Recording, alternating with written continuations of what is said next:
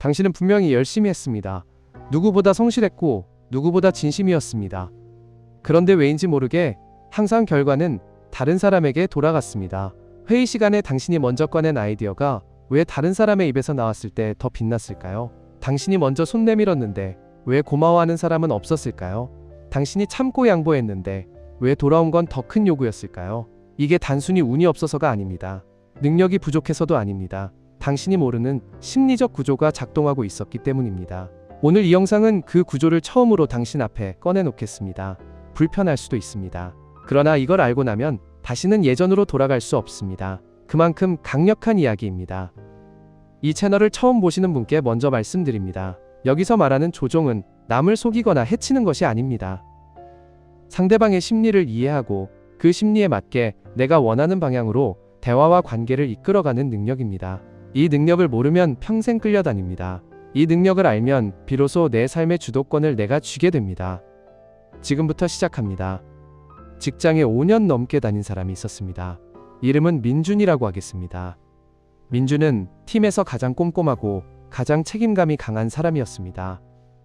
야근도 마다하지 않았고 동료가 힘들어하면 자기 일을 미뤄서라도 도와줬습니다.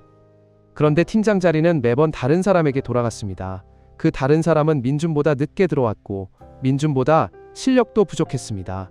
그런데 그 사람은 한 가지를 민준보다 훨씬 잘했습니다. 상대방이 듣고 싶은 말을 정확한 타이밍에 정확한 방식으로 했습니다. 이게 단순히 아부였을까요? 아닙니다. 이건 기술이었습니다. 심리적 원리를 이해하고 그것을 실제로 활용한 결과였습니다. 실력으로 인정받으려 했습니다. 그런데 사람은 실력만으로 움직이지 않습니다. 감정으로 움직입니다. 이것이 핵심입니다. 사람을 움직이는 세 가지 심리적 원리가 있습니다. 첫 번째는 인정 욕구입니다. 두 번째는 죄책감입니다. 세 번째는 공포입니다.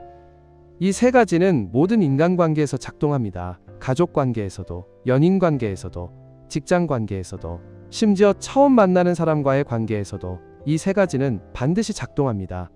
그리고 이것을 이해하는 사람이 관계의 주도권을 갖습니다. 첫 번째, 인정 욕구입니다. 태어나서 죽을 때까지 인정받고 싶어 합니다. 이것은 선택이 아닙니다. 본능입니다. 어릴 때는 부모에게 인정받고 싶어 합니다. 학교에서는 친구들에게 인정받고 싶어 합니다. 직장에서는 상사와 동료에게 인정받고 싶어 합니다. 나이가 들어도 이 욕구는 사라지지 않습니다. 오히려 더 깊어지는 경우가 많습니다. 여기서 중요한 이야기를 하나 드리겠습니다. 수십 년 동안 한 분야에서 최고로 인정받아온 사람이 있다고 가정해 보십시오. 그 사람이 은퇴를 했습니다.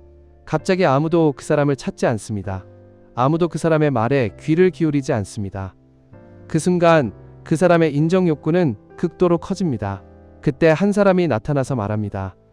선생님 같은 분의 경험과 지혜는 정말 어디서도 배울 수 없습니다.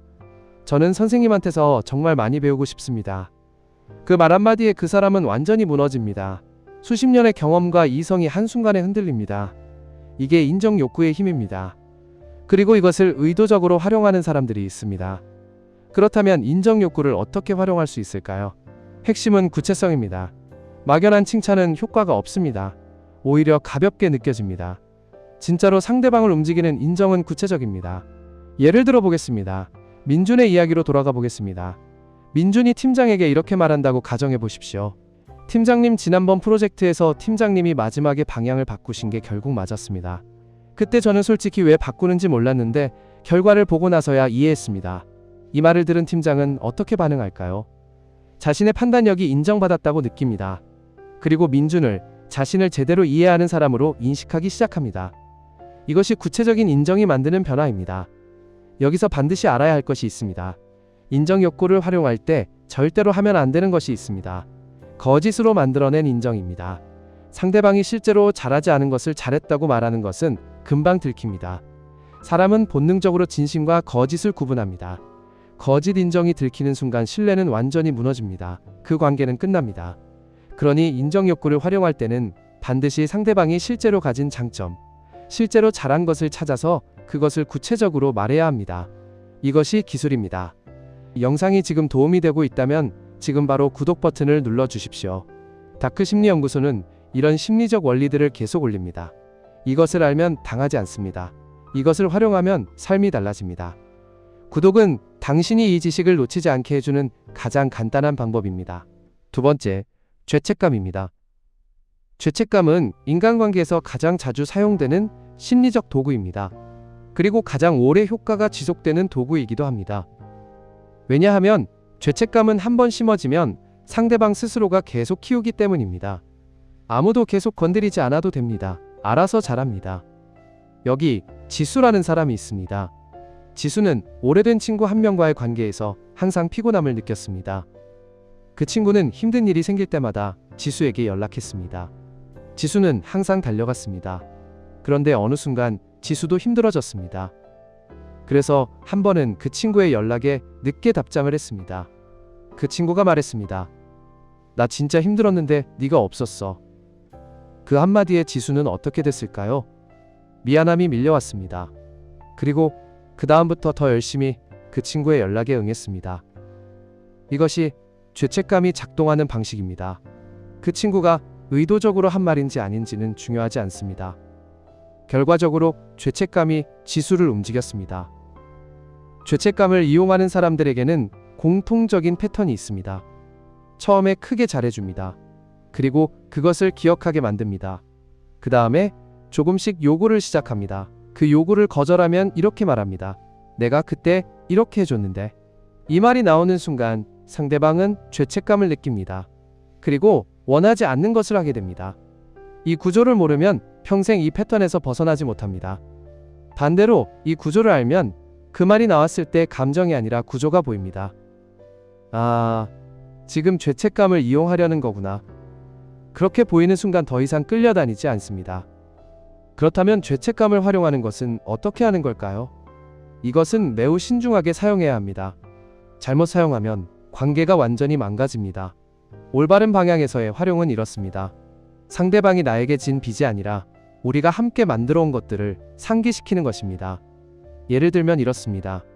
우리가 이 프로젝트를 함께 이만큼 만들어 왔는데 여기서 방향이 바뀌면 우리 둘 다 아쉽지 않을까요?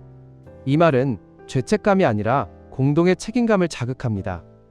이것이 죄책감과 책임감의 차이입니다.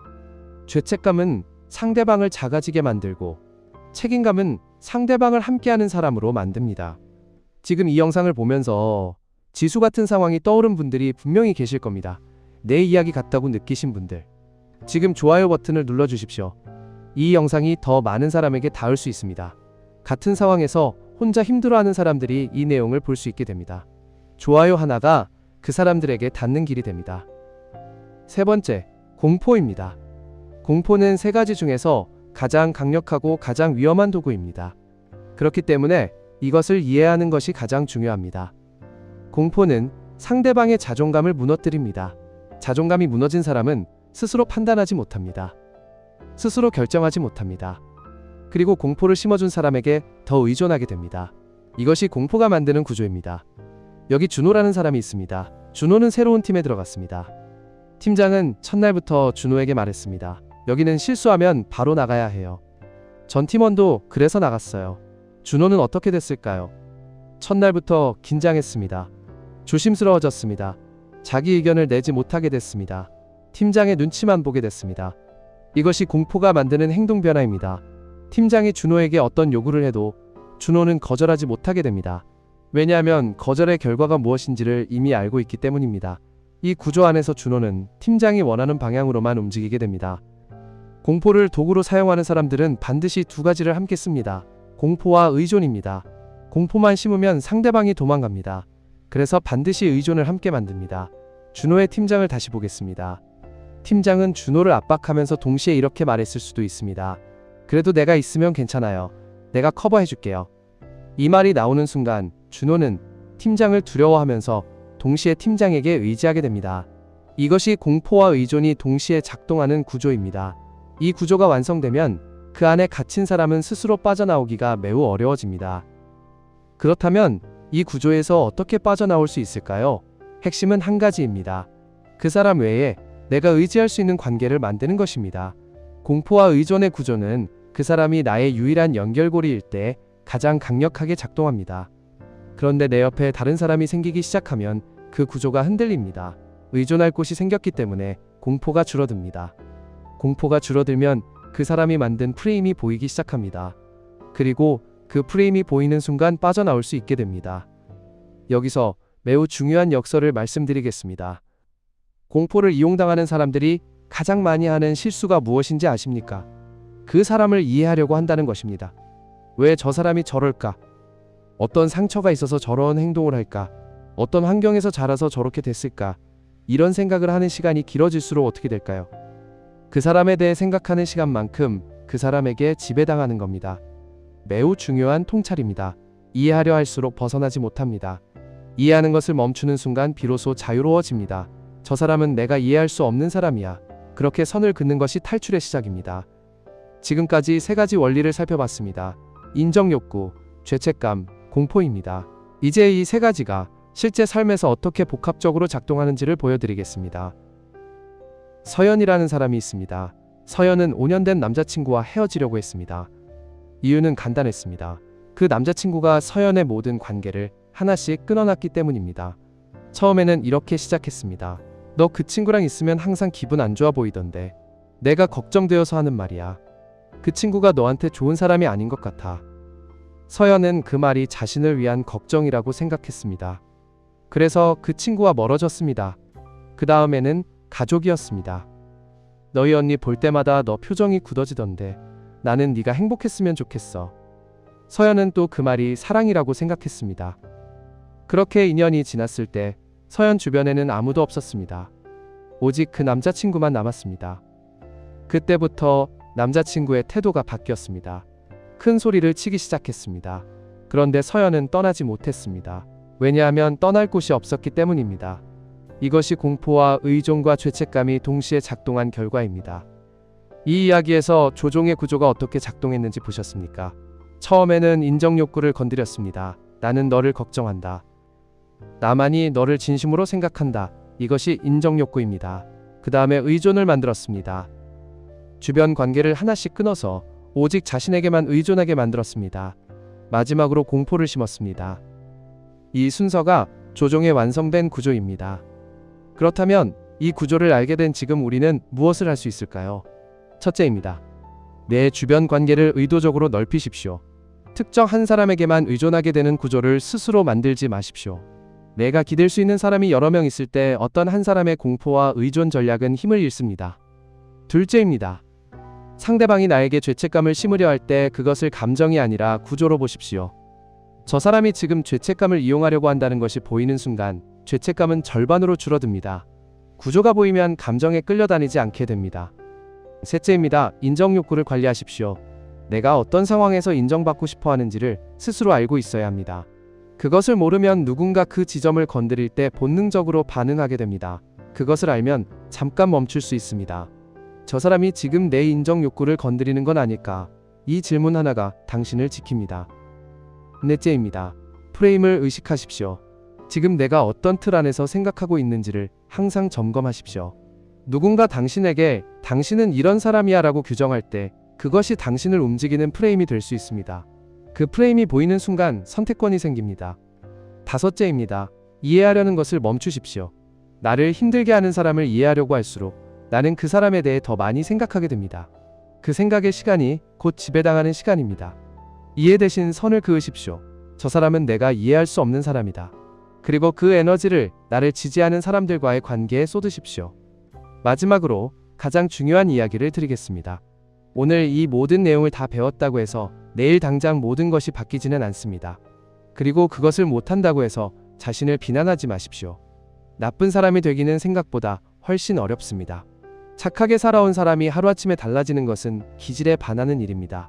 중요한 것은 이것입니다. 오늘 이 내용을 알게 된 것만으로도 이미 달라졌습니다.